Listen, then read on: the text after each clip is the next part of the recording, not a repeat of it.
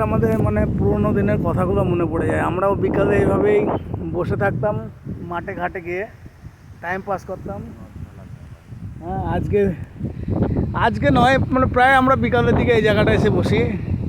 এই দুটো আজকে নতুন, হোসেনও নতুন, পিকও নতুন বসেছে এখানটায়, হাওয়া খেতে এসছে। কিন্তু আমি এখানকার পার্মানেন্ট কাস্টমার হাওয়া খাওয়ার।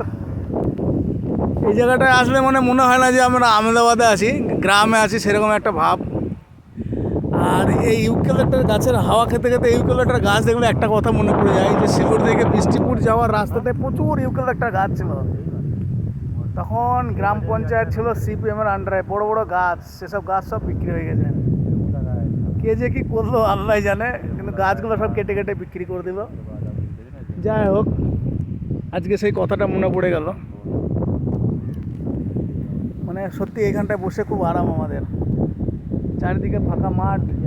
আগে যেমন গিয়ে বসতাম আমরা, কোথায় বসতাম, ওই এদের বাড়ির সামনে যেখানে এখন সোহাগ বাড়ি করেছে ওই জায়গাটাতে, তারপরে এই রাজীবদের বাড়ি আছে এই জায়গাটাতে বসতাম আগে গিয়ে মাঠে গঙ্গার হাওয়া খাওয়ার জন্য। কিন্তু এখন এখানে বসি আমরা, টাইম পাস হয়ে যায় খুব ভালো, খুব সুন্দর টাইম কেটে যায় আমাদের।